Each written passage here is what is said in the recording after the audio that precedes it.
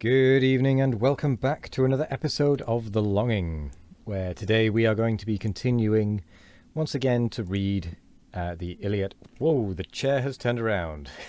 I was not expecting that. Well, okay, we're going to read the Iliad by Homer in our chair backwards. So that's an interesting one. Not had that before, I don't think. Okay, just ignore that. We're not really here. Excuse me. So, let's go. Meantime to beauteous Helen, from the skies... Oh, sorry, let me start that again. Meantime to beauteous Helen, from the skies, the various goddess of the rainbow flies. Like fair Laudice in form and face, the loveliest nymph of Priam's royal race. Her in the palace at her loom she found the golden web, her own sad story crowned. The Trojan wars she weaved, herself the prize, and the dire triumphs of her fatal eyes.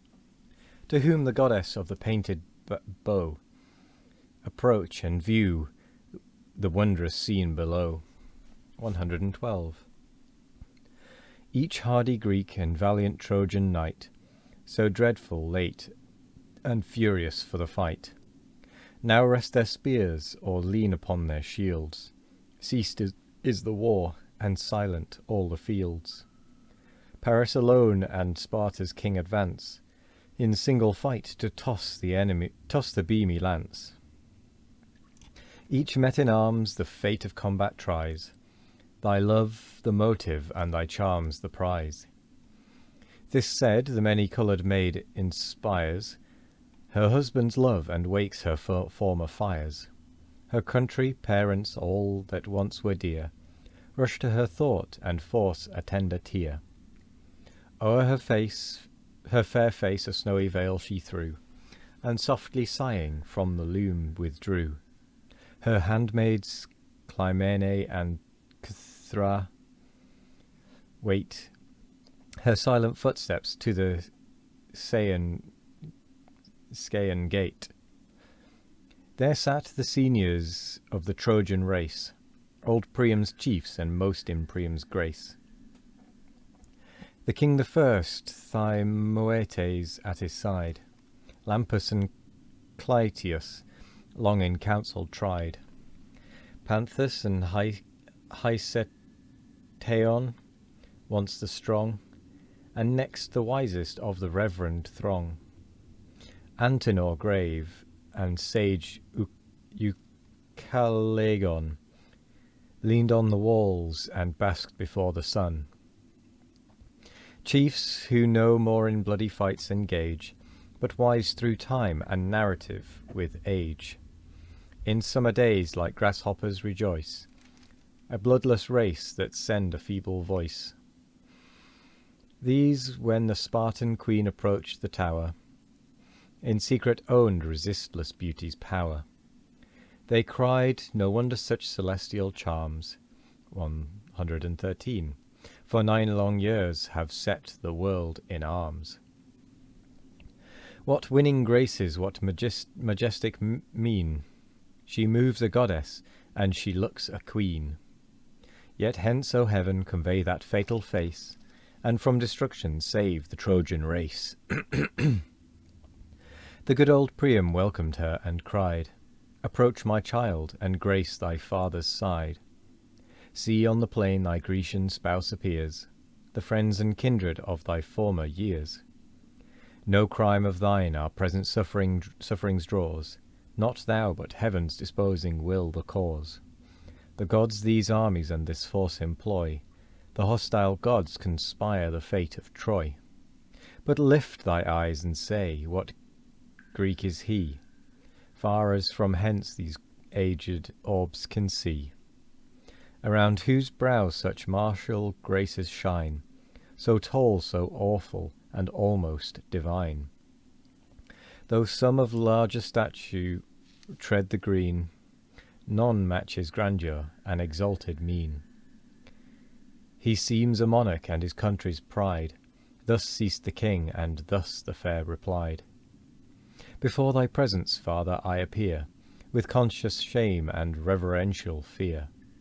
Ah, had I died ere to these walk I fled, false to my country and my nuptial bed, my brothers, friends, and daughter left behind, false to them all, to Paris only kind.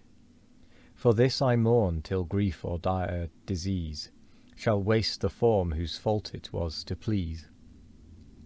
The King of Kings, Atrides, you survey, great in the war and great in arts of sway.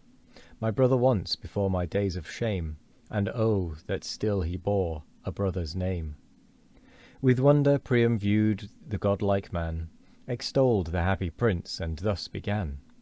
O blessed Atrides, born to prosperous fate, successful monarch of a mighty state, how vast thy empire of your matchless train! What numbers lost, what numbers yet remain!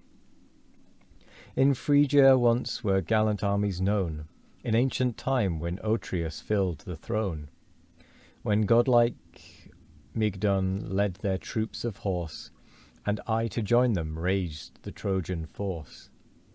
Against the manlike Amazons we stood, 114, and Sangar's stream ran purple with their blood. But far inferior those in martial grace, and strength of numbers to this Grecian race. This said, once more he viewed the warrior train. What's he whose arms lie scattered on the plain? Broad is his breast, his shoulders larger spread, though great Atrides overtops his head. Nor yet appear his care and conduct small. From rank to rank he moves and orders all. The stately ram thus measures o'er the ground, and master of the flock surveys them round. Thy Helen thus, whom your discerning eyes have singled out, is Ithacus the wise. A barren island boasts his glorious birth, his fame for wisdom fills the spacious earth. Antenor took the word and thus began, 115. Myself, O king, have seen that wondrous man. When trusting Jove and hospitable laws, to Troy he came to plead the Grecian cause. Great Menelaus urged the same request. My house was honoured with each royal guest. I knew their persons and admired their parts, both brave in arms and both approved in arts. Erect the Spartan most engaged our view, Ulysses seated greater reverence drew. When Atreus' son harangued the listening train, just was his sense and his expression plain. His words succinct, yet full without a fault, he spoke no more than just the thing he ought. But when Ulysses rose in thought profound, 116, his modest eyes he fixed upon the ground. As one unskilled or dumb he seemed to stand, nor raised his head, nor stretched his sceptred hand. But when he speaks, what elocution flows, soft as the fleeces of descending snows. 117. The copious accents fall with easy art. Melting they fall, and sink into the heart. Wondering we hear, and fixed in deep surprise, our ears refute the censure of our eyes. And once again we are going to come to the end of the chapter. Well, not the end of the chapter, at the end of the reading. Sorry. And I'm not going to close the book, just the bookshelf just yet, because this is a very unusual situation. We seem to have ended up backwards in our chair, which is quite interesting. I don't know if we will see that again. I have no idea how to replicate that. I have no idea what caused it in the first place. So it could just be a random bug. But how that gets fixed, I have no idea.